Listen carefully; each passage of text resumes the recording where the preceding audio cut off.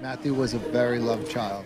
He was an 18-year-old American boy like normal everybody boy. else in this country Normal is. boy. When he was born, just the cutest little baby with big brown eyes. He was a handsome little boy, and he was very happy all the time. He was such a free spirit. He was so happy all the time, and he had a smile to die for. I remember Matt's smile, boy, I'll tell you something. He was a charmer. Yeah, those eyes of his could probably get him in a lot of trouble. He was always involved, you know, he likes being involved in sports. We used to play basketball, paintball. And he was always a scrapper, though. That's one thing I liked about him. If you picked on him, he'd pick on your back. Someone to always talk to, you know, personal relationships, someone to depend on. He was a great person, lots of fun. I miss him. I miss him every day, no,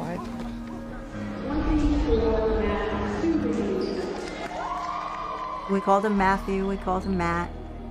The kids, the girls a lot called him Matty, you know, but he was my Matt. And he loved to fool around with the kids and wrestle with the boys, and he and Annie were very, very close because they were the closest in age, and those two, they were like two peas in a pod. But unfortunately, apparently he was having trouble sleeping, and he was having bad dreams and waking up and starting to have like panic attacks. That's when I said to him, you know, Matt, maybe it would be helpful if you talked to somebody outside of the family, you know, like, would you want to do that? So I made an appointment with him. So we go in there, and she sits down with us, and after no more than 15 minutes of talking with Matthew and asking some questions, she gives us samples of Lexapro. So I said, what about side effects? I said, you know, what should we expect from something like this? And she says, well, you know, they're very well tolerated. And she said, you know, they could have like headache or nausea or maybe some insomnia. So we went home with our sample pack of Lexapro, and at that point, he stopped wanting to talk. He seemed to be withdrawing more. This was weird behavior for him. Well, a lot was happening at this time also, and he was graduating from high school. Of course, the big plan, the kids always, they go to senior beach week. He didn't want to go. He wanted to go visit his brother. And off he went. The day that he was supposed to be coming home, it was around 1 o'clock. I hadn't heard from him yet. He was supposed to call me when he finally left. Later on, I guess it was after I got off work, I called, and he didn't answer. But a little while later, he called me back, and he said, he might have said he was almost to North Carolina. It was about 11:30, and I called. He said, I'm fine, I just passed Roanoke. I woke up at around 2:30, kind of jumped up at the clock, and realized he should have been home an hour ago. So I called the cell phone and went straight to voicemail. I kept calling and calling. I'm like, Matthew, answer the friggin' phone. I was like so upset. Fell asleep, woke up again. It was about 6 o'clock in the morning. He still wasn't home. I didn't know what to do. I started getting ready for work. Went to work. I could hardly function. I went, told my boss I have to go home. Get in the door, phone's ringing. And there's this man on the other end, and he said, I'm looking for the family of Matthew Stubing. I said, this is his mother. Who's this? And he said, I'm calling about the jumping.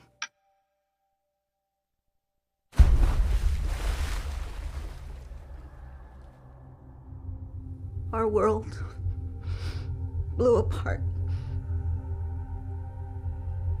We couldn't imagine that this had happened. We couldn't understand because this just wasn't Matthew.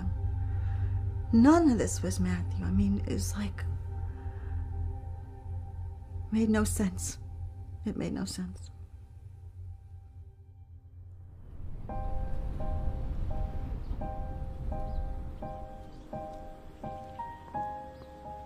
That was the beginning of my story. As a mother, I needed to make sense of what had happened to my child. There were so many questions. What had we missed? The first answer came 6 months after Matthew's death, when my husband found a magazine article that linked psychiatric drugs to suicide. I was horrified. And yet, I knew we had found the answer to the biggest question of all. How could this have happened? The article answered some questions, but made me think of so many more. I had to find out for myself. I had to do something. This is for you, Matthew.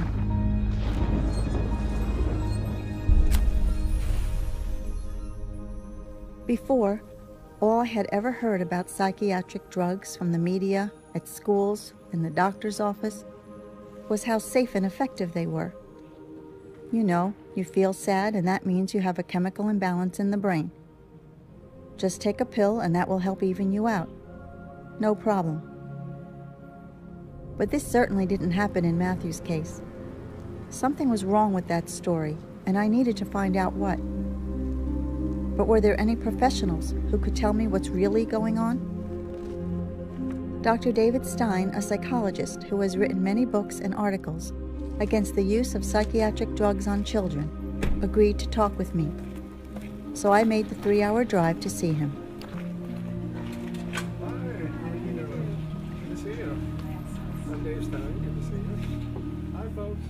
Tell me what brought you to drive all the way down here.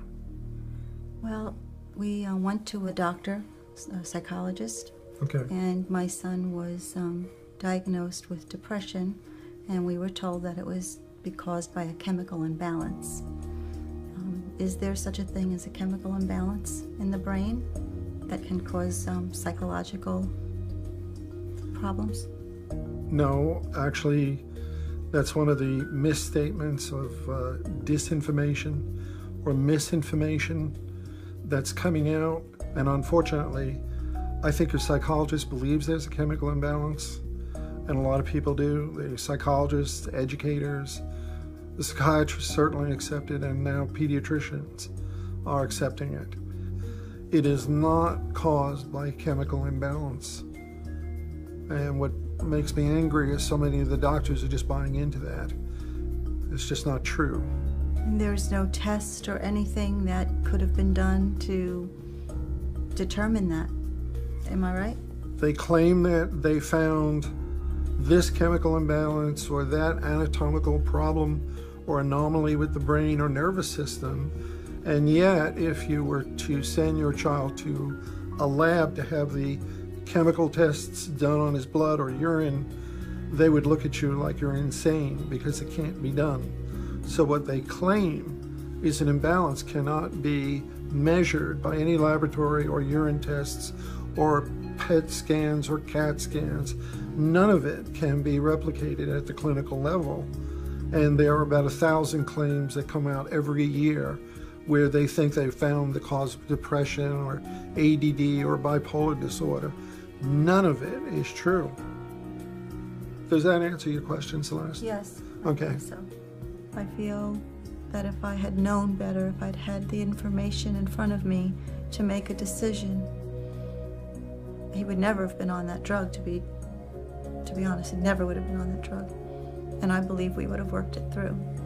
So I feel to blame. You feel guilty? I do. I think I'll always feel that way. You did not let your son down. You were an honest parent, honestly seeking help for your son who was having some trouble. And if you went to the bookstore, the books would say the same thing. The same garbage would be inundated through all the bookshelves. So you'd pull one book after another book after another book, and all you would get is chemical imbalance or a neurological disorder and all this. And they need the drugs, and the drugs and therapy, the combination is the way to go. You would have gotten it from everywhere you would have looked, except the very few scholars around the nation and the world that are fighting this. And we're a rare breed. We read deep into literature. You're not at fault, Celeste. I think your attitude will change. But right now, the prevailing and pervasive attitude is what you walked into. It makes me angry. I feel anger at hearing your story. Dr. Stein, thank you so much. God bless you, and I'll help you any way I can. Appreciate it. What Dr. Stein said shocked me. Why hadn't I heard this before? Why hadn't anyone told me this? Was the mental health industry knowingly lying to me? And if they had lied to me, surely I wasn't the only one they lied to. I found out I was not alone. There were a lot of other mothers who had been through similar experiences and were speaking out.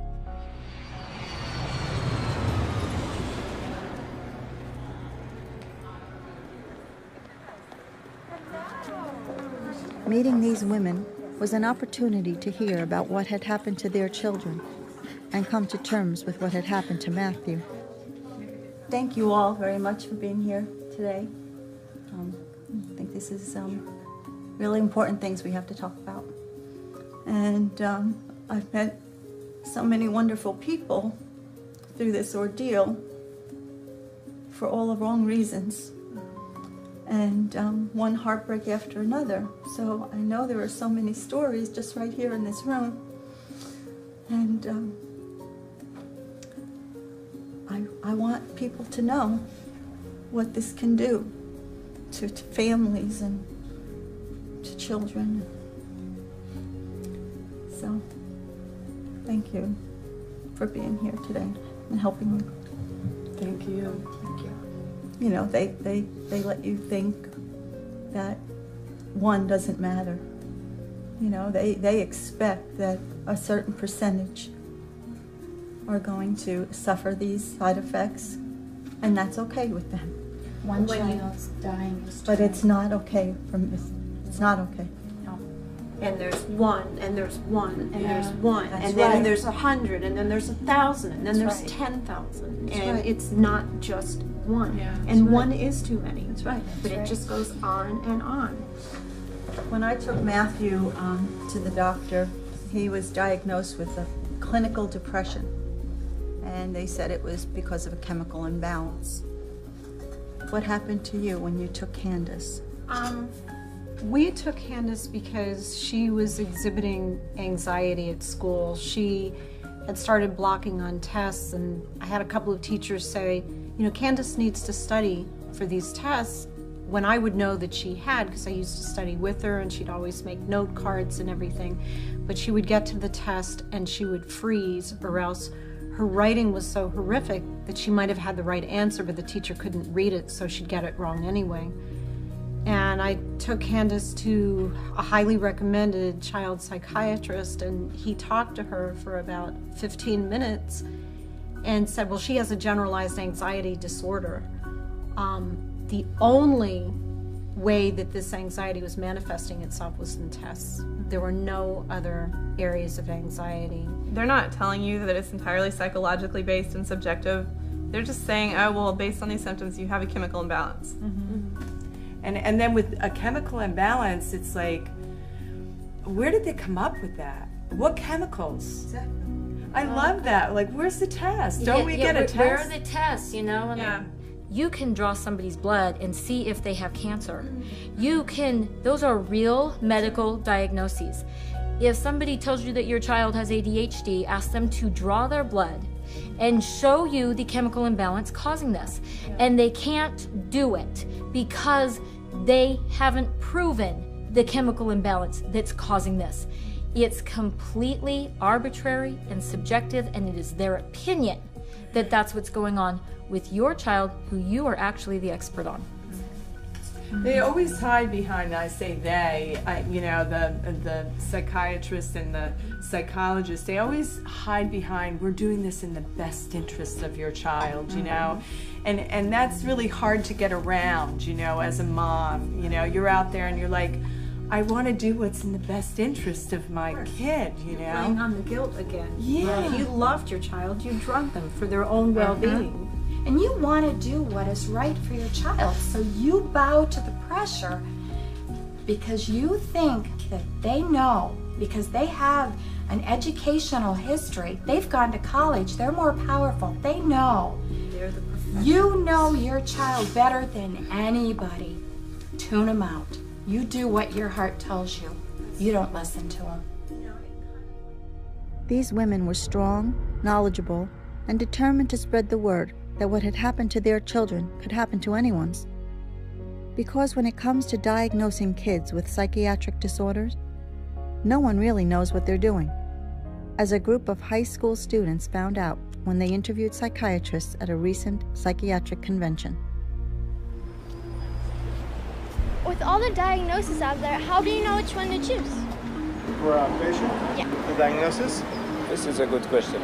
Well, it can be pretty difficult to pick a diagnosis. Psychiatry is not like other fields of medicine, and the diagnoses are sometimes kind of muddy. Yeah, just often pick and mix, so it's not that difficult usually. I pick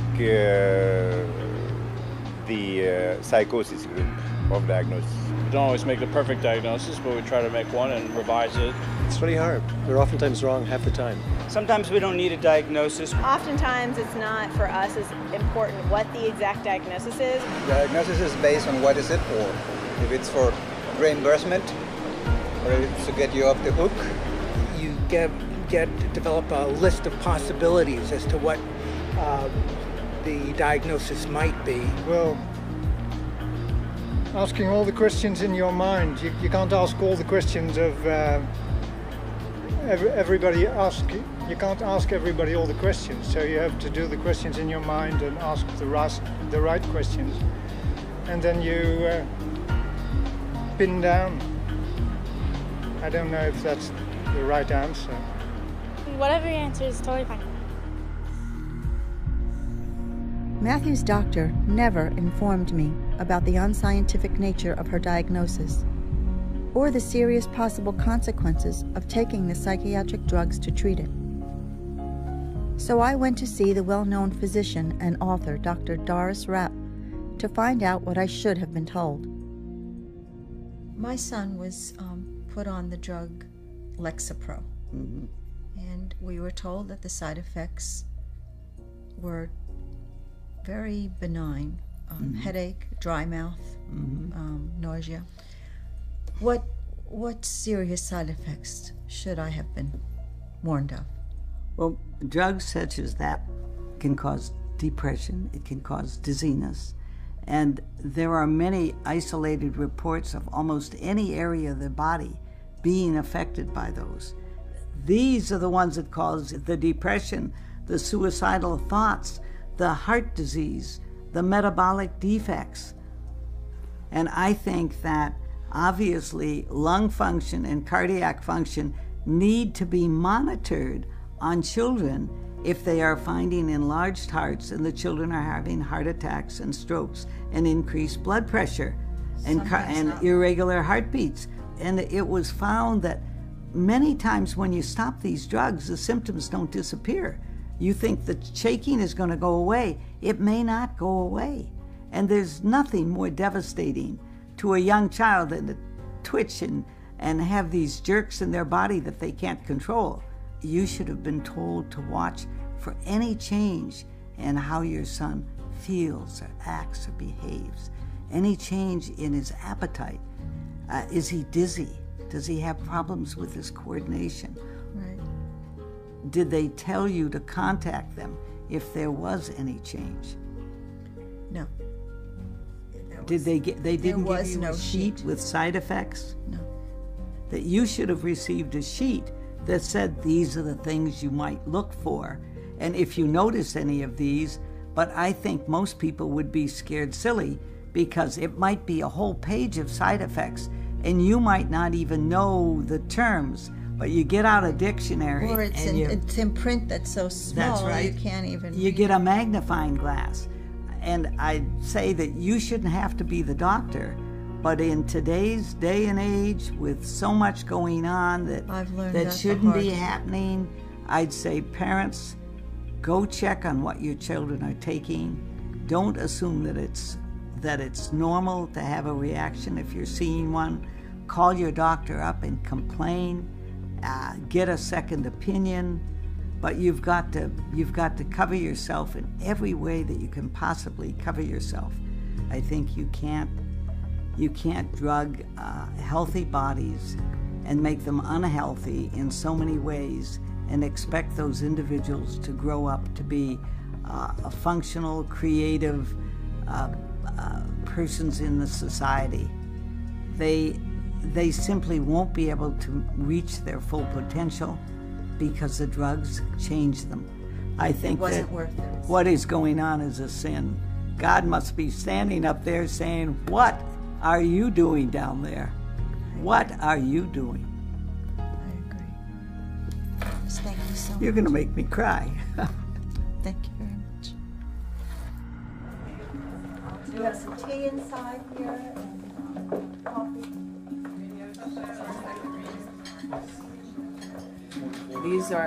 These are dangerous drugs that don't cure anything. And the diagnosis of ADHD is it's just epidemic right now. You know, it's so easy to do to label a child that way, and then that label follows your child all the way through life. Well, Shana was diagnosed as early as first grade.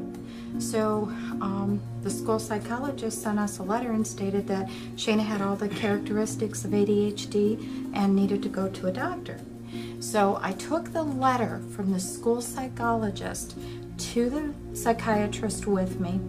45 minutes later, walked out with a definite diagnosis of ADHD and a prescription in hand. They judged her whole entire life on that subjective checklist and put her on drugs right away. Progressively, she would revert back to where she'd fidget in her seat, and the school would call and say, Shana's not paying attention again, she's out of her seat, you know. Up the dose. Up the dose, up the dose. February 26, 2001, I received a phone call from the school nurse at exactly 10 o'clock and said Shana had taken a fall in library. And immediately I went to school to get her, took her to the doctor. I was only a few feet away from her, signed her name on a clipboard. I turned back, and she's having a grand mal seizure. I picked her up in my arms, and I screamed for the doctor, and the doctor said, Vicki, lay her on the floor. I immediately laid her on the floor, but I kept her head right here, and I kept massaging her head and said, Mommy's right here, Sissy, I'm not going to leave you.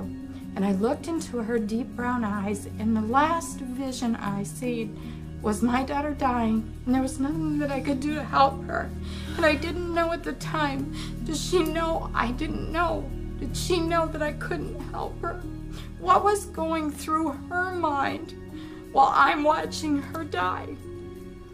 And I have no idea. The answers will never be there. But I keep looking back and thinking, I did what was best, what I thought was best at the time. Even though it turned out to be deadly, and I buried my child, I'm not the blame. A week before Shana died, I took her with agitation, low urinary output, and weight gain, which were 3 red signs. And I took him to the psychiatrist and I said, this is what's happening. And he told me that I was an overprotective, paranoid mother, and what I was seeing were not side effects. And I look back now, and that whole week, she was dying, and we didn't know. And they told us that even if they would have done something different, we still couldn't have saved her. She had too much in her system, and she was dying little by little. So when I say, even if you would have noticed anything, they wouldn't have paid attention. They chose just to ignore me.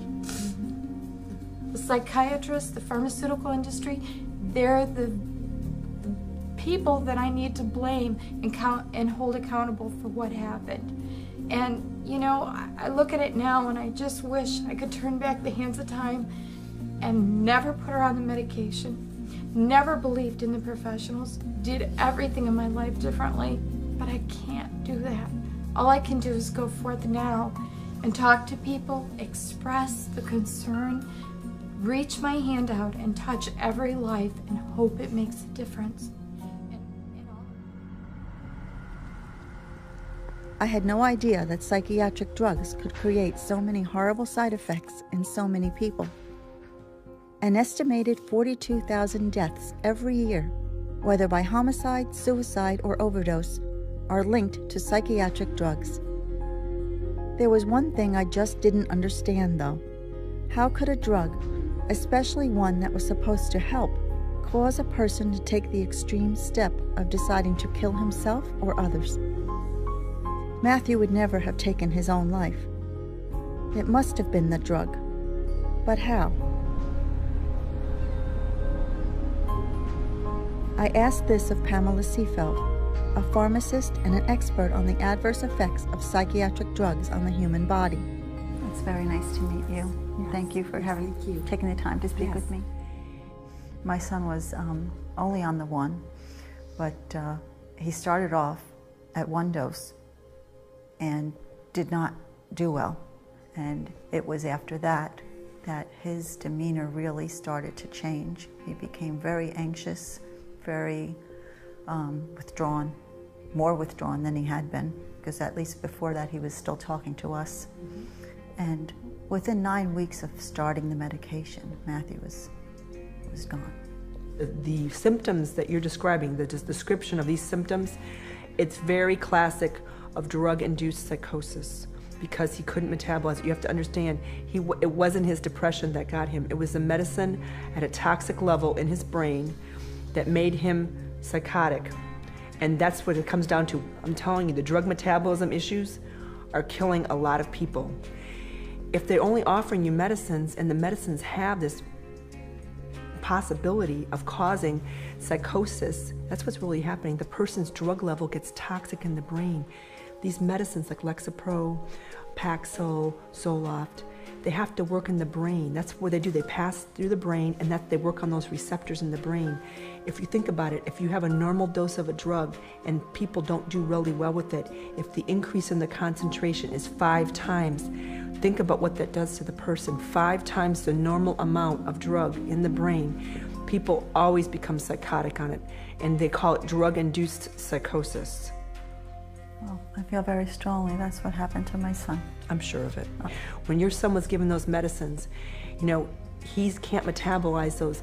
He had a toxic level in the bloodstream and in his brain, and as a result of that, he took his life. And what has happened is that they're not looking at the real facts. The drugs are very dangerous. And they know. Yeah. Oh, yes. They know that this is happening. And nothing's being done. Let me tell you that.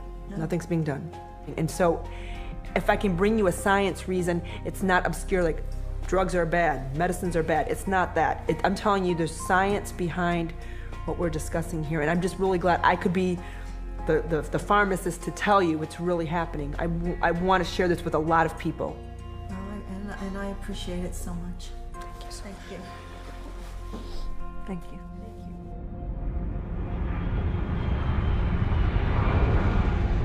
It doesn't take much looking to find some pretty horrible examples of children who became extremely violent after being put on psychiatric drugs. Kip Kinkle, for example, shot his parents, then went to his high school and killed 2 and wounded 23 more while withdrawing from Prozac. Christopher Pittman was taking Zoloft when he shot both his grandparents and burned down their house. And Eric Harris, who killed 13 people at Columbine, then committed suicide, was on Luvox. 9 of the last 13 school shooters were either on or withdrawing from psychiatric drugs. And the medical records of the others are sealed, so we may never find out the truth. But instead of warning us, psychiatrists and drug companies are playing down the most serious side effects and ignoring the rest.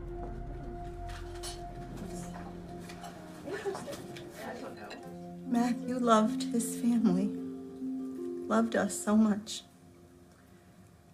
That before, when he jumped from the bridge, he was wearing a life vest. The reason, and he wrote it on a note that he left in his truck, and said that he was wearing a life vest so that he could be found. So that his parents wouldn't have to worry about where he was. Now, is this a child who wants to hurt his family? He wouldn't have hurt us for the world. Sorry, Annie. But this is what happened. This is what this drug did to my son. It made him someone he wasn't. Matthew, she knows also, because she had a sweet little girl who was only 12 years old. You know. You know what I'm saying? I do know what you're saying, and I still think back to being in that doctor's office and saying, I don't want her on this, and his casualness, his, what are you worried about? And not knowing any different. We've all talked about the fact we just didn't know. But the guilt that comes from watching people give your child medication or giving it to them yourself, making sure they take it because they tell you, don't let them miss a day. That's right. And it ends up killing them. I think about the warning signs that we had that we didn't know were warning signs. I remember sitting there watching Candace go like this, and I said, Candace, what's wrong? And she said, I don't know, I'm just itchy, and not realizing it, that it was that feeling of needles, of burning under her skin, and she was trying to get rid of it, but she was 12 years old and she couldn't tell me.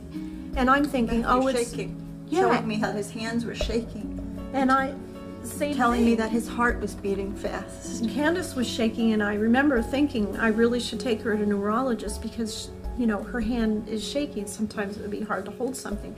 But not knowing that that was a sign that the severity of the amount of medication in her system, I just assumed it was dry skin. And I think about her curled up in her father's arms laughing.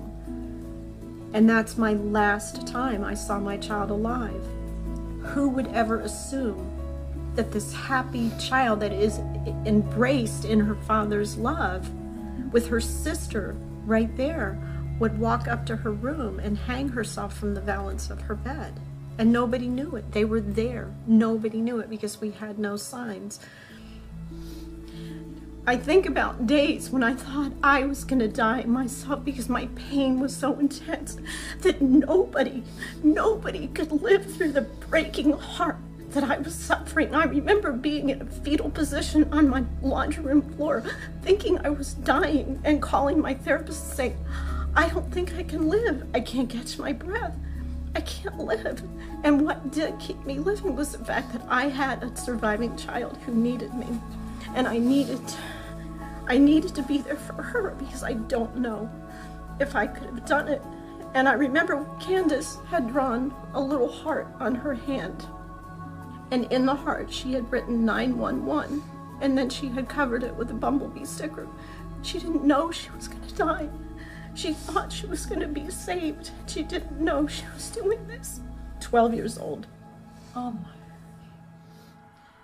Okay. There's Matt. Matthew was sick, but it was basketball practice. Matthew had 22 points the other night. He was awesome. Matthew's personality was infectious. His love of life was infectious.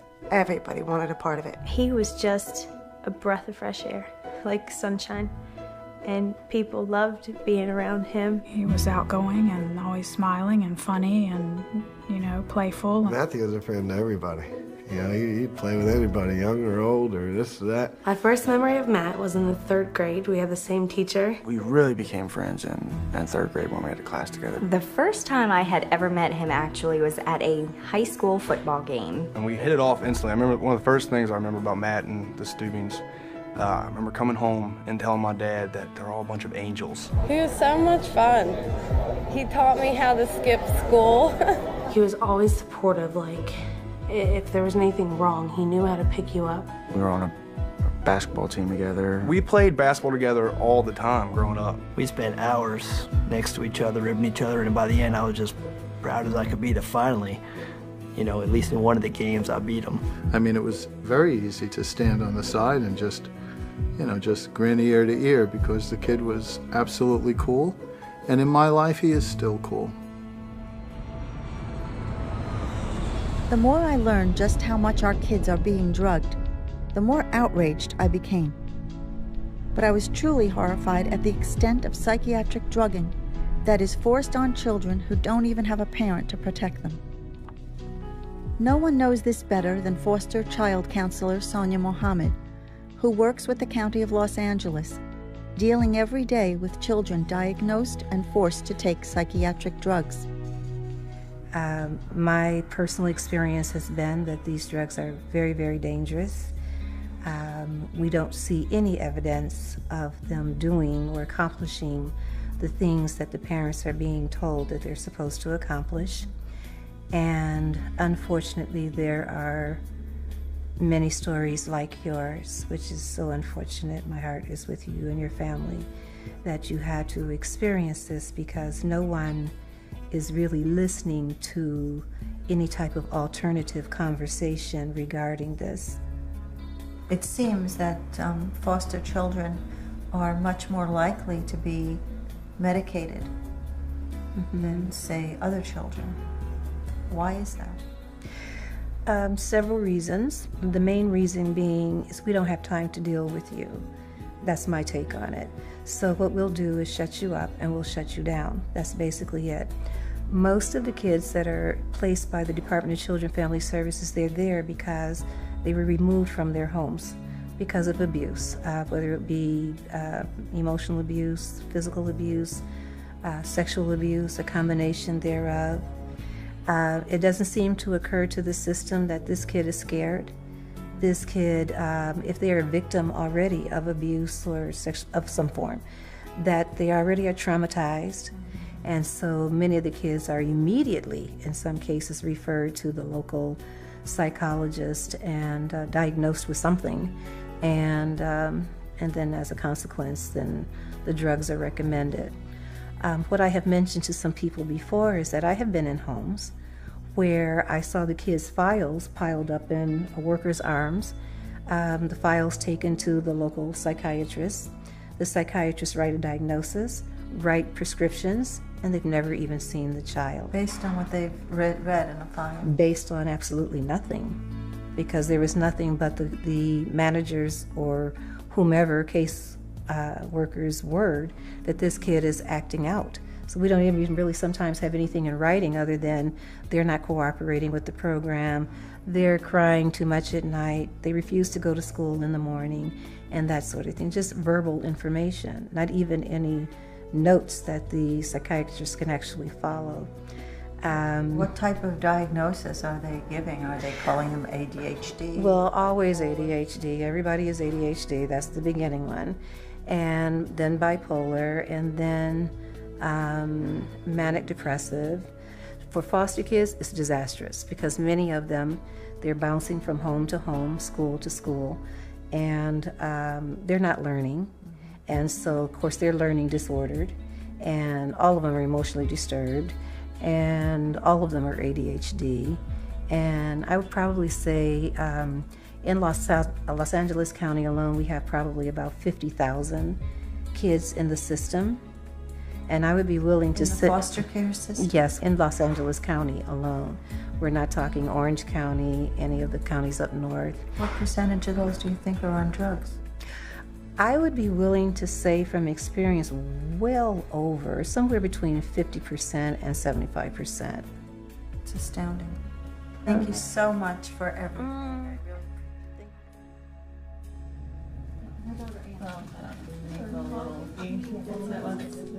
Our children came from loving homes, and we've still experienced these problems, but as far as foster care children go, you know, they've all had issues and reasons that they've been taken from their homes, and I understand that they are automatically put on drugs.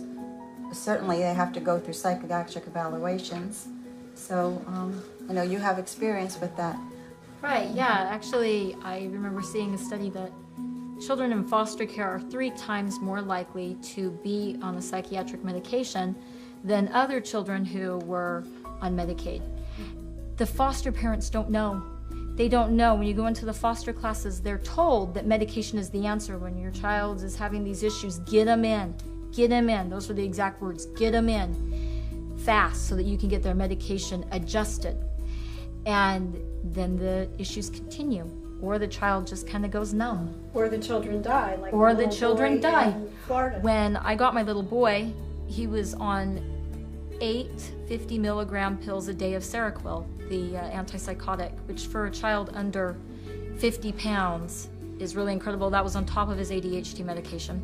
He was so drugged and so violent, I was actually afraid of him, and we would hide our knives at night, our kitchen knives, when we'd go to bed as a family, because we were afraid that he would get up in the night and harm someone. he became so bad that he actually, in one of his foster homes, slaughtered their family pets with a kitchen knife. Oh, the foster mother came home and she sees this and she thought a burglar had gotten into the house. She was just distraught. Oh my gosh, who could have done this? It never even crossed her mind that the preschooler did it. And she figured it out, that it was him. He had gotten so violent on these medications that he had killed her little family pets. It was decided that he should go to the state hospital, and I left there and I decided that I would try him. They said I had 2 weeks to turn him around. And then the state hospital was still there if I couldn't do anything. And so I brought him into my home, and the first thing we did is tons of nutrition, food in its most natural form, tons of raw food, tons of whole grains. That's what we did. Lots of real nutrition. And then we started taking him off of his medications. And he turned around so much that I became known in the caseworker's office as the miracle worker. He just made such a turnaround, and today he's just incredible. He skipped a grade, and he's still tops out, nationally. He tests out so high in even the grade that he's in. Plays a couple instruments. He's fabulous at school. This is an exceptional child. He's not showing violence toward his sister or your family pets? Oh, no. He's very sweet with all of our pets. We have 5 dogs, 3 cats, and he's wonderful. And it's just incredible to me how many children out there are in his exact shoes and will never... There aren't enough people like you to care. And the doctor can just blame it on trauma. Or, if a child commits suicide so often, it's just, we didn't get to them soon enough. That's what it is. We didn't get to them soon enough.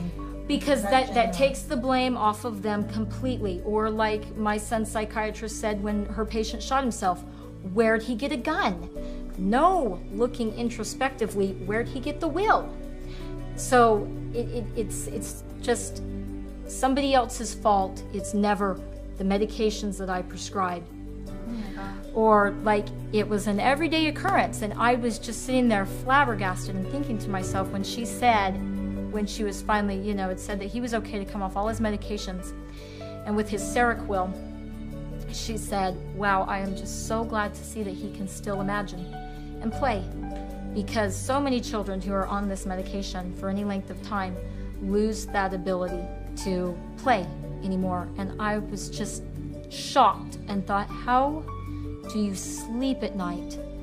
Right. I can't imagine taking somebody's creative ability from them. What could possibly be worse than making somebody into someone who they're permanently like a scarred? zombie? Yes, they're a permanent zombie. What could be worse than that? Tell me a disease that you would rather have than that. The situation with foster care is truly horrible. As I soon found out, not only are thousands of children drugged every year, but sometimes the results are fatal. I flew to Florida to meet with Michael Friedland, an attorney who represents foster kids damaged by psychiatric drugs, including 16-year-old Emilio Villamar. Good morning, Celeste. Very nice to meet you. I'm glad you're able to make it. Michael. Thank you. Thank you for having me here. My pleasure. How common is the use of psychiatric drugs in the foster care system? The drugging of children in foster care, I understand, is a way too common occurrence because it's a simple fix. Foster mom or foster dad or social worker says we have a child who won't sleep through the night, or a child who's waking up with night terrors, or a child who's misbehaving or redirecting their frustration on other childs, or using their hands to hurt, not help. And instead of sitting down and working with that child and taking the time to say, what's causing them to act out? No, we're not going to worry about that. We have a fix. Give them this pill. They're using these poor children who are coming from incredibly difficult environments as guinea pigs. With no one to protect them. With absolutely no one to protect them. And that's why they prey on them. Because there's not a mom or dad there that can say, hey, no, I'm not going to let you test this untested, unproven drug on my child. So let's test it on children that don't have someone to be their voice. Oh my goodness. You represent the mother of Emilio Villamar. Can you tell us something about his story? Just like your son, Emilio was a vibrant 16-year-old boy, played water polo, excelled at school, had lots of friends, came from a great family. Everything was wonderful in his life. And he had a bad situation in school one day.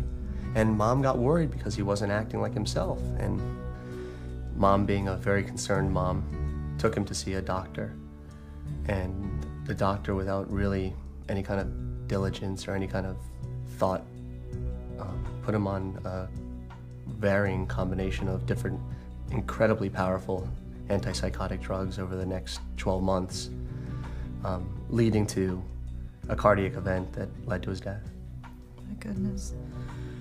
How many drugs was he on? Over the 12 months that this physician treated him, he was on 17 different drugs at different times and different dosages and in different combinations.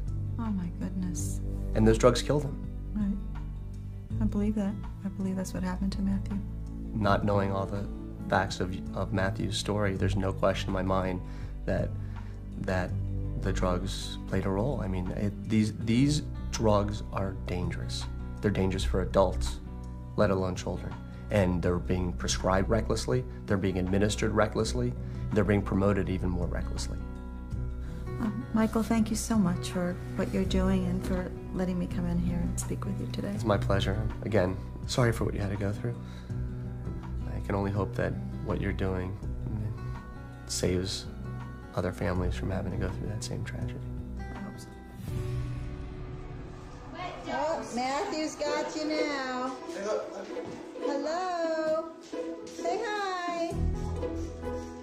When he started taking that medication, it was like something dark came over him. There was definitely a difference within a month there of kind of just a huge wall went up. He wasn't really talking a lot, kind of tight-lipped. Just becoming more detached. He became more isolated, wasn't at school a whole lot. He was skipping school a lot more. He was losing a lot of weight. He's spending way too much time downstairs in the basement, you know, watching TV and doesn't want to do anything. We had come up to the door and asked him if he wanted to go to a movie or go out to lunch or do something to get out of the house. And he was very short.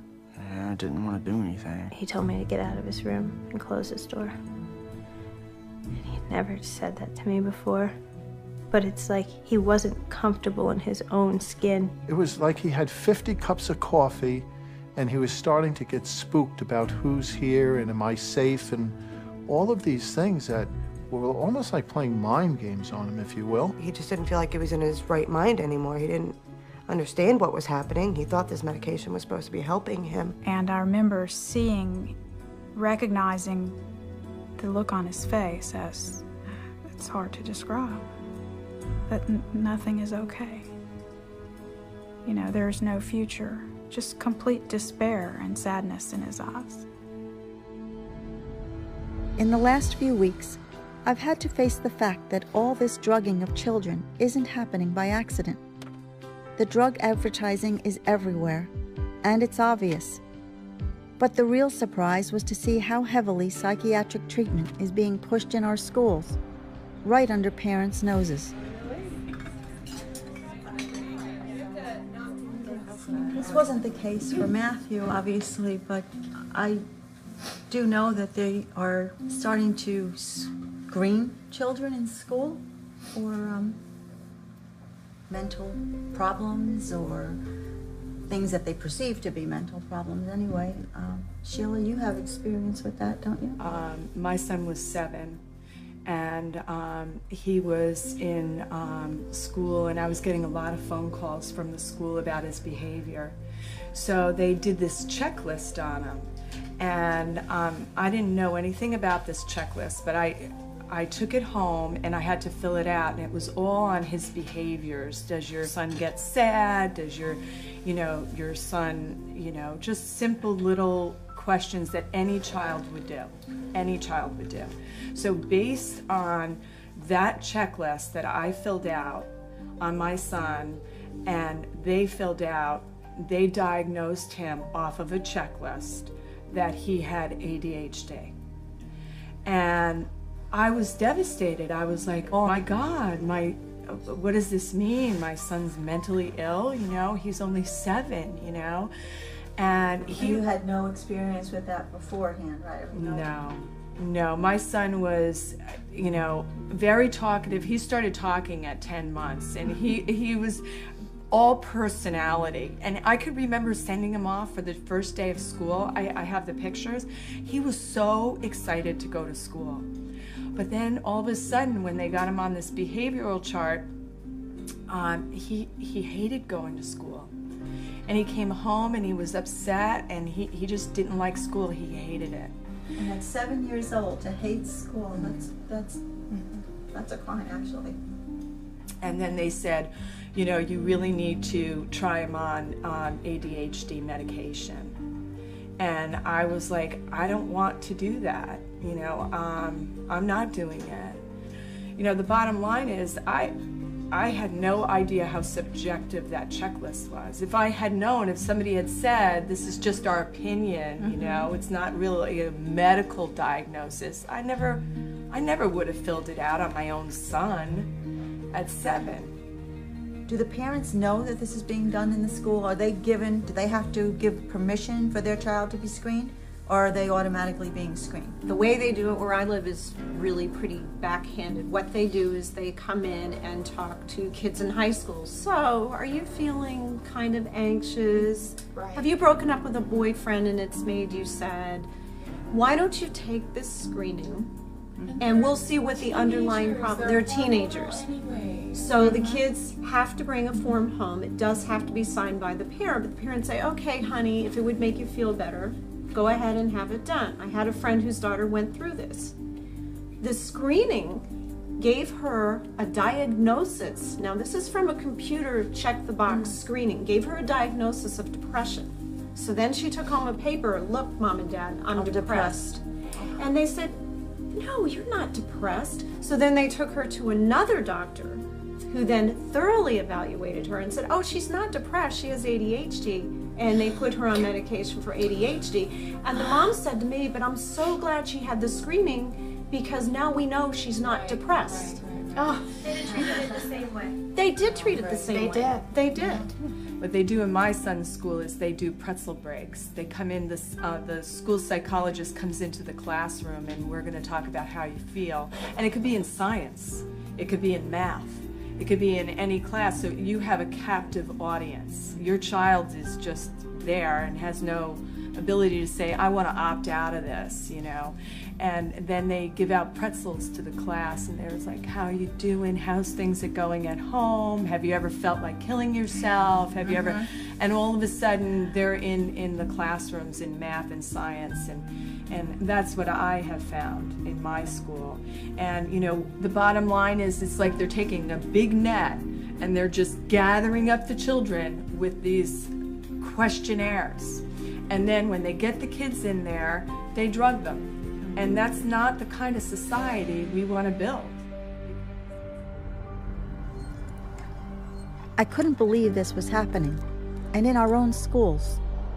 From a single 10-minute multiple-choice computer test, they can judge you at risk for suicide and send you to a psychiatrist. And one well-known study said that 91% of all children going to a child psychiatrist leave with a prescription. The only problem is, the psychiatrist who wrote the questionnaire for the largest children's mental health screening program in the country has admitted that 84% of the time the test is wrong.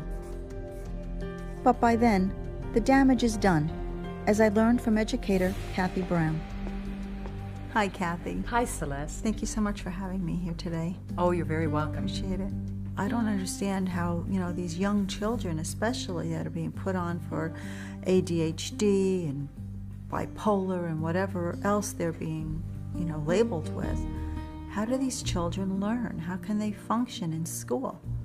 My observation is that they just don't. They can't. Basically, what I see is they can't concentrate, and they, as you said, fall asleep. They have stomach upsets. They have, you know, out of the maybe 300 side effects on one of those drugs, they'll have 4 or 5. it makes it difficult to study. It makes it difficult to study if you can't sleep. It just frightens me and makes me wonder what's going to happen to the next generation. What's happening to these children that are all being drugged right now? Where's our society going with this? That is an excellent observation, because the children who are active, curious, interested children are the ones who are most likely to act out in school. The very brightest get bored. You know, they finish and everybody else is still working on something and now they have nothing to do. So, they look around. What can I do? Who can I talk to? You know? Albert Einstein, if he were a child now, he was extremely bright, as everybody knows Einstein. He had difficulties with learning the way that teachers taught. His mother took him out of school and homeschooled him. Didn't they actually think he was retarded for a while? Or? They did. That's exactly right. If he were in school now, he would be drugged. We are taking our brightest children and drugging them. I mean, that to me, it's appalling and it's frightening. It is. Where's it going to stop? I don't see it stopping unless we do something about the drugging of these kids. If somebody had come in from some other country and said, I'd like to have all of your brightest children, please. I'd like to put them all on drugs, and we'll make it more difficult for them to learn, and we'll make it so that, you know, they're not so interested in things, and we'll make it so that they have difficulty sleeping. What would we have said? You know, we would have said, get out of here. But instead, we're doing it ourselves.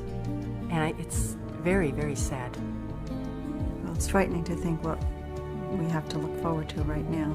It is, so we just need to do something about it. What Kathy told me about Albert Einstein made me curious. She was right. Einstein was very quiet, didn't do well in school, and didn't even speak his own language fluently until he was 9. His parents thought there might be something mentally wrong, but they didn't do anything to him. And look how he turned out. Now we're told that famous people like Winston Churchill, Abraham Lincoln, Sir Isaac Newton, Mozart and Beethoven had mental disorders.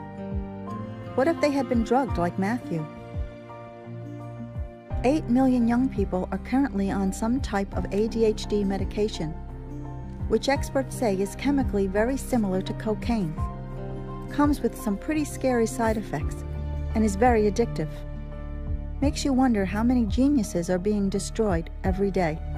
This is Matthew's School of Fitness.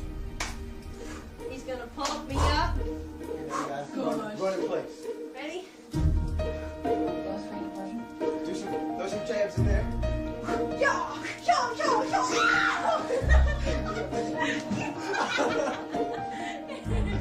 When I heard the news of my brother's death, I couldn't be more shocked. I was at home. I think it was a Saturday night. I was hanging out with a friend. Friday night is when I found out. I was on my way back from vacation when I found The out. phone rang at about 4 in the morning. My roommate waking me up 5:30 in the morning on Friday, telling me the police were there. I didn't believe it. I thought it was the worst joke ever. I just didn't believe it. I said, that can't be him. It's a mistake. I said, Dad, it's a rumor. That's crazy.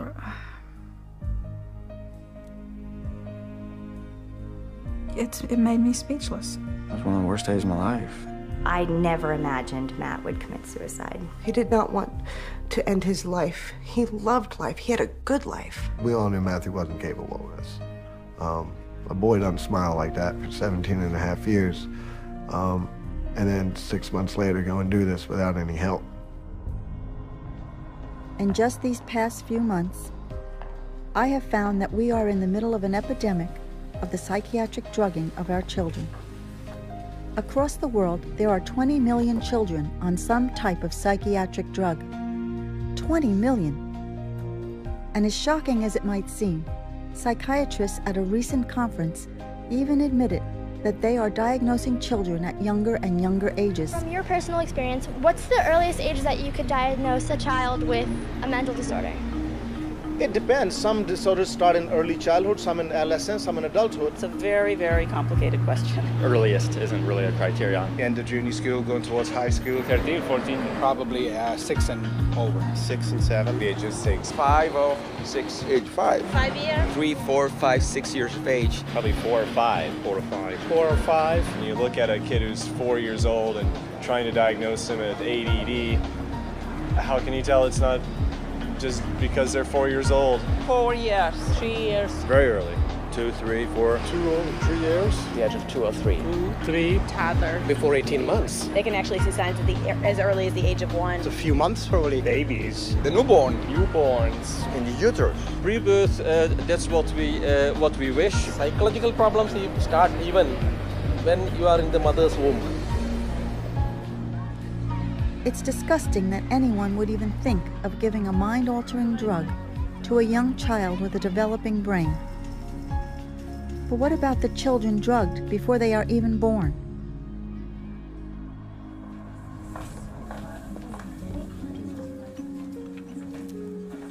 Another way that we're being drugged is through pregnant women. If they were to go in and have any type of, problem with their mood, as if any pregnant woman doesn't, they're putting them on these drugs. And Kristen, you've had firsthand experience with this and a terrible tragedy as well. Right. I had been on antidepressants for 8 years, and so I have had 2 pregnancies on antidepressants.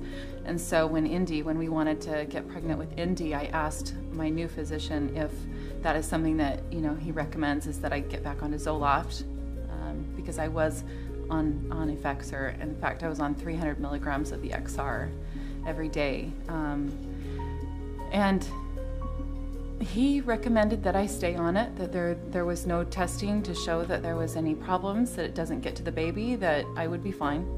And so I took that as, you know what you're talking about, and I decided to stay on it. And then went into labor 2 months early. They stopped the labor.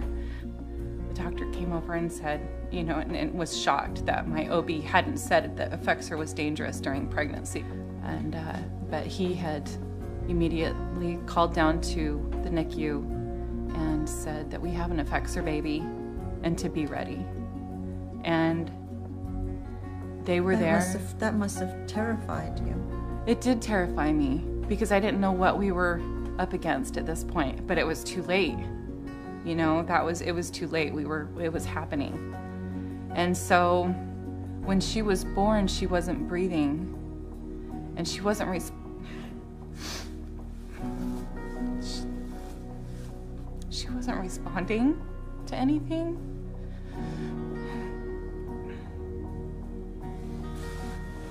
And at that point, when they finally did get her to come around, it was almost like that part of the damage that I had done was over, that it was okay. Oh my gosh, she's safe, she's okay, she's breathing. And no doctor told me that, through the breast milk, could she be getting any kind of the medication. We were in and out of, the hospital because she had severe problems with jaundice. She had severe problems with vomiting.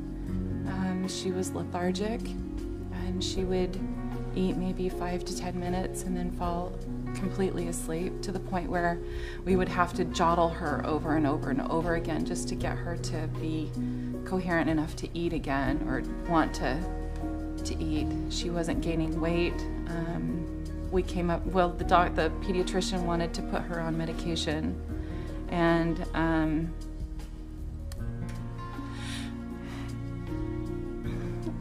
I told him no because she was a baby. And in the whole time I was giving her medication through the breast milk, and and okay with that. She didn't even have a voice. She couldn't tell me that anything was wrong. You know, I should have seen, and I should have put it together, but I didn't. But that wasn't your role, that was the role of the doctors, and there were plenty of them around to be able to tell you that this could affect your baby. Well, and you think about it, you don't drink, you don't smoke, you don't, drink caffeine, you watch what, you take good vitamins. Why would you drug yourself? It goes right to the baby.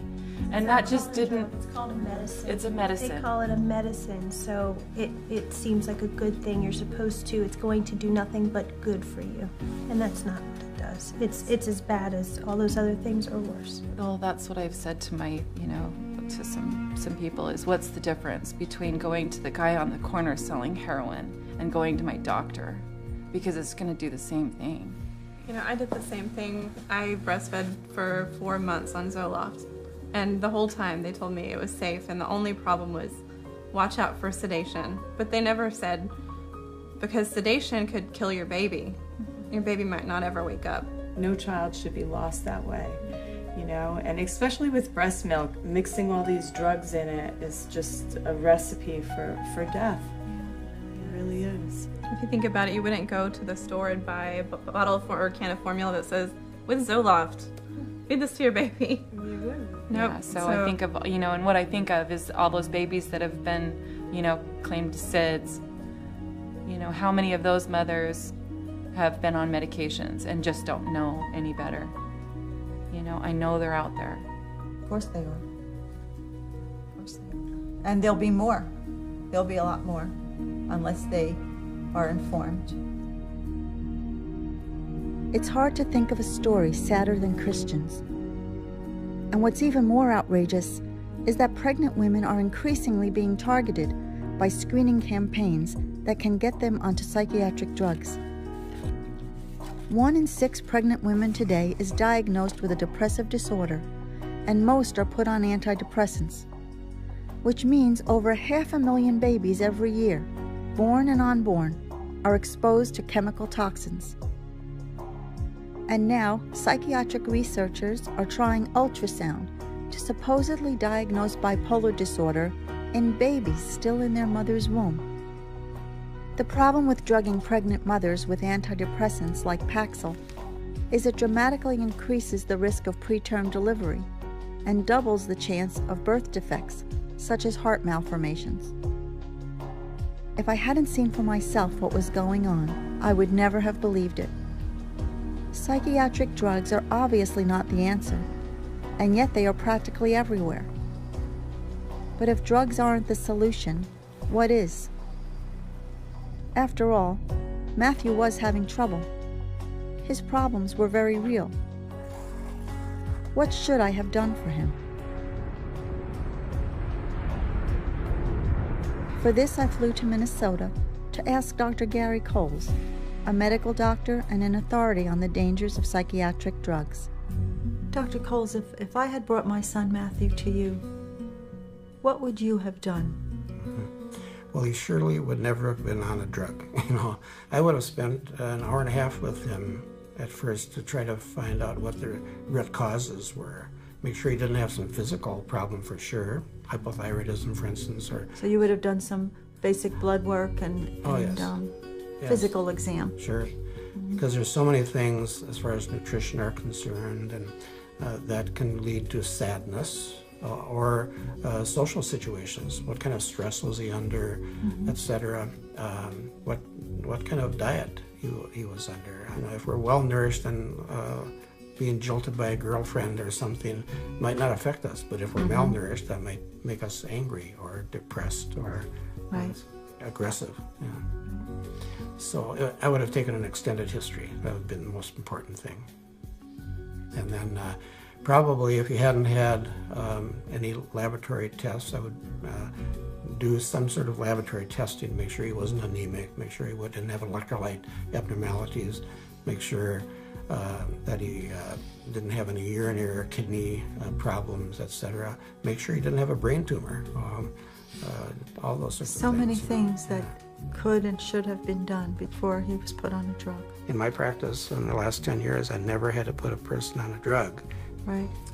Doctor, are there any other underlying causes that you can think of that could have been at the root of Matthew's problem, or other people that go in with these symptoms? Even though it's most likely some combination of the things we've talked about already, there are certainly physical illnesses, infectious diseases that can contribute. Allergies? What if there was... Sure, could be allergies, bacterial infections, mercury in the vaccines, aluminum in the vaccines. Matthew's room was in the basement, it's a finished basement. Now, there were windows in his room, but still, it gets musty down there. There's mold. Are there things that could have... Toxic fumes, of course. Carpets will have all sorts of toxins in them, funguses and things like that. Mold and mildew are toxic to the body and probably the brain. So there's a list, I'm sure, of hundreds of physical bacterial illnesses that maybe can contribute to chronic fatigue or sadness, perhaps, or lack of energy. So there's a lot of holistic approaches to physical health, mental health, spiritual health, everything. And drugs just alter the brain. They never cure anything, and then they make you permanent patients, which is great for business and bad for patients. And completed suicide is just one of the thousands of adverse effects that the industry refuses to acknowledge. So our brain nutrition is extremely important in mental ill health, getting people off the drugs, good nutrition. That's the way to cure, and then you have lost a patient for life. But that's what doctors are supposed to do. That's what your goal is supposed to be. We're supposed to cure people and not make them chronically ill and requiring monthly visits for the 2-minute prescription. Thank you so much for sharing everything that you know with us. And you're welcome. It was really wonderful to meet you. What are you doing? Say hi to the camera. Hey. Say hi. I have a million number one things that I miss about Matthew. I can't go on a list. I miss the camaraderie. I miss him at the kitchen table. I miss him at Christmas. I miss the things that we did together. Everything. His presents. I just wish he was still here. I know how much fun he'd be having. I know he would love to see Ryan's little boy and my niece and be there for his family and us. Next week when I see my other 2 brothers, as much as everybody's gonna be there, we're still gonna be one man down. You know, a part of us all went with him, and that part is sorely missed.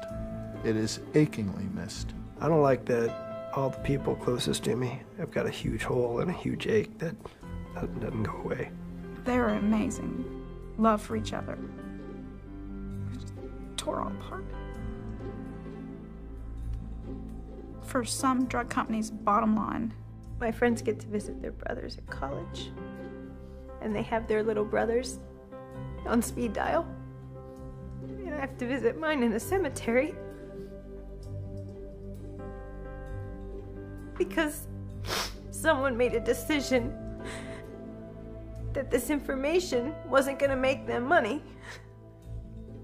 Is what it came down to. Or it wouldn't get their drug approved. So I visit my brother in a cemetery on his birthday, and on my birthday, and on Christmas, and any random day of the week. I go there.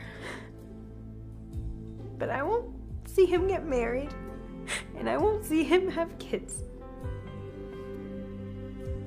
And he won't be there for me when I do those things.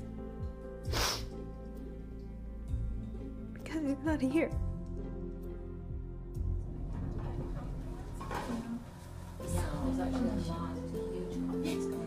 We've talked a lot about the devastating side effects and of these psychotropic drugs, what they've done to us and to our families, and how we've had to live with the effects of them.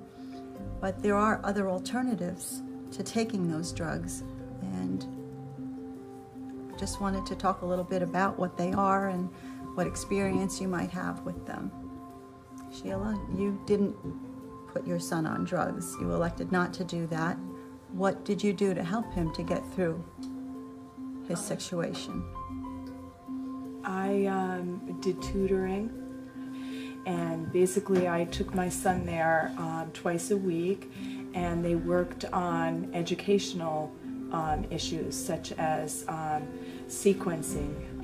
What I found out was that he had a real problem with his language. So it was like a very positive approach to his behavioral issues, because they were underlining educational issues that were not being addressed in the classroom. He needed more one-on-one, which he wasn't getting. So it was probably making him feel inferior, or, you know, this helped to boost his confidence and made him do better in school. He did much better in school, and it really helped his self-esteem, and I saw a big improvement. So I did a lot of the educational resources. And I was just going to add that some students, like in the way the classrooms are, they don't necessarily fit in well, and a lot of parents are now doing homeschooling because their children don't have the pressure of what the school system wants, and I think that for some people that's a really great solution. I say exercising is a wonderful way to, you know, relieve the stress and to... There is a study that I found one time that was talking about how great exercise is for you.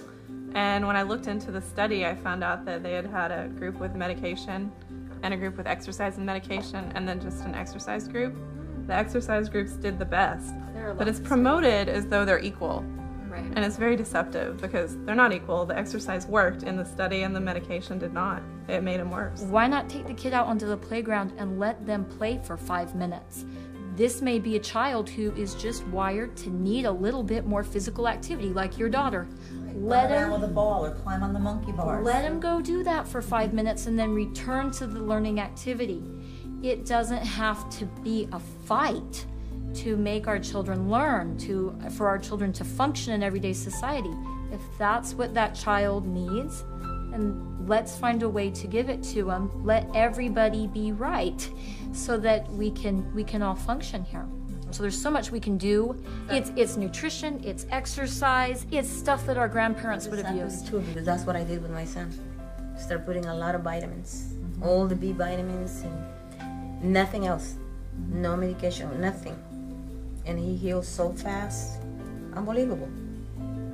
Well, that's another thing. You know, we need to look at blood tests. We need to check for, like you said, medical reasons first. We need to look at what alternatives we can use and not go with medication. There's so many things we can do. We brought up so many points here, and none of them involving medication. Matthew's got the ball. Go get in. He's going to take him to the hole. He's going to smoke him. Come on.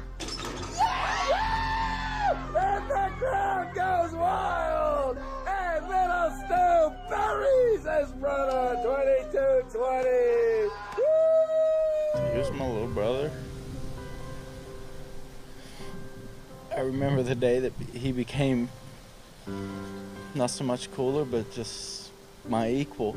Like, I remember the day where everything flows downhill, you start beating up your little brother, but I remember the day that he actually looked at me and said no more. And we started looking at each other as equals. You want to go on vacation, you want to do this together, you want to do that together, and just, he started becoming my best friend. And he shouldn't have been so on these pills that it fucked him up. I mean, like, one day he's way happy, and then the next day he's just way out of his mind sad, and I'm just like, what's wrong, man, what's going on? And it's just, one day we're best friends, and the next day he just don't even know who he is anymore. I didn't know what to do, so I just leave him alone. I tell him all the time, I miss him. I miss him. I wish he was here. I wish we didn't have to do this shit for him. Like, it just sucks, man. I don't like it. I don't like it. I don't like what it's made me. I don't like what it's made my family. It's destroyed us, man. Like, in a sense, it's grown us tighter as a family, but in a sense, it's just fucked everything up, man. It's just ruined everything. Oh, fuck.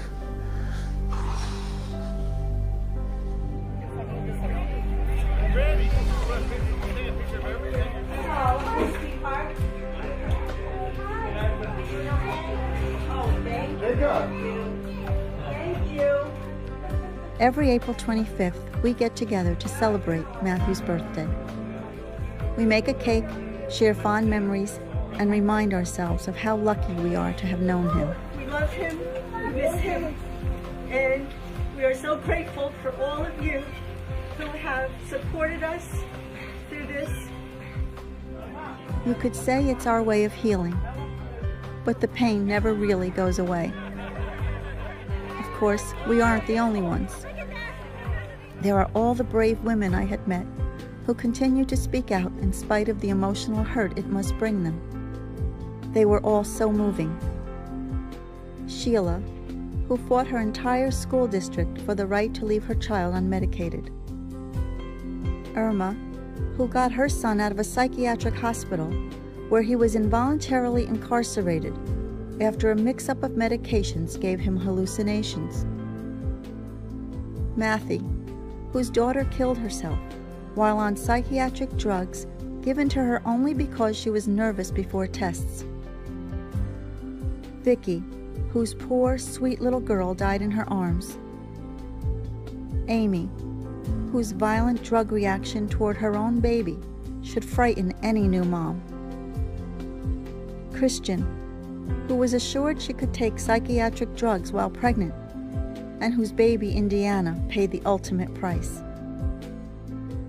Karen, bringing her foster children back from the depths of psychiatric drug toxicity. And of course, my daughter Annie, Matthew's sister and best friend, without whom I couldn't have made it through this process. These are my friends, and if there's one lesson I have learned from them, it's that as parents, we are the last line of defense for our children. Because when something goes wrong, the mental health professionals are never around to pick up the pieces. Our children need us, and yet, in a strange sort of way, we need them even more. All of us have one thing in common, and that's that we love our children. What's so great about your kids? What do you love about them the most? I love that they're unconditional. They unconditionally love. Doesn't matter if I have a bad day or a good day, they're always there to make everything better. They're so innocent. They come to you, they hug you, they kiss you, no matter what's going on around the world. And as a parent, that's the most beautiful thing we can receive, a hug from our children. I think they're trusting. They trust you. They're innocent. And they think you hung the moon, I don't know. Yeah. Until someday it turns around and it's actually they that hung the moon.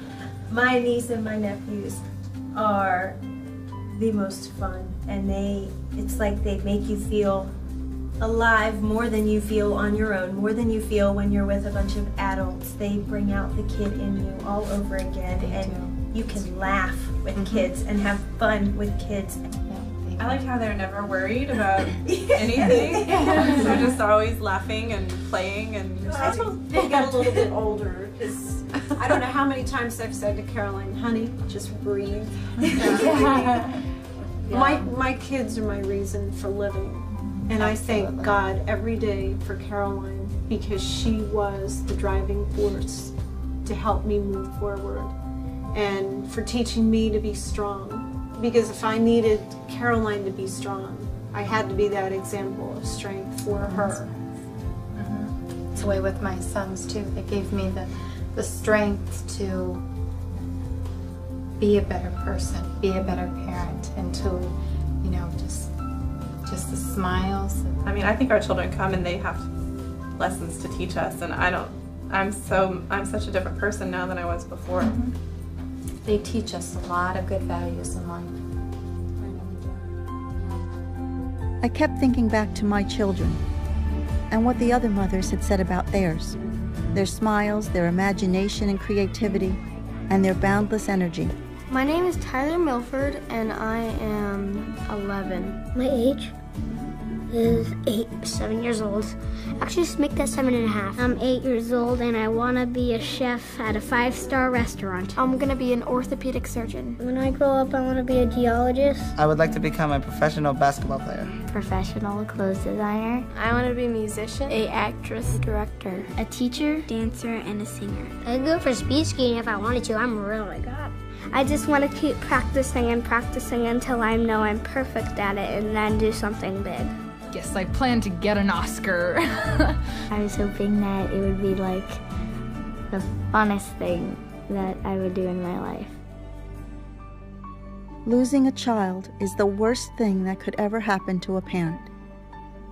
Children are not just another market segment for psychiatry. They need protection, they need guidance, they need love. They don't need psychiatric drugs.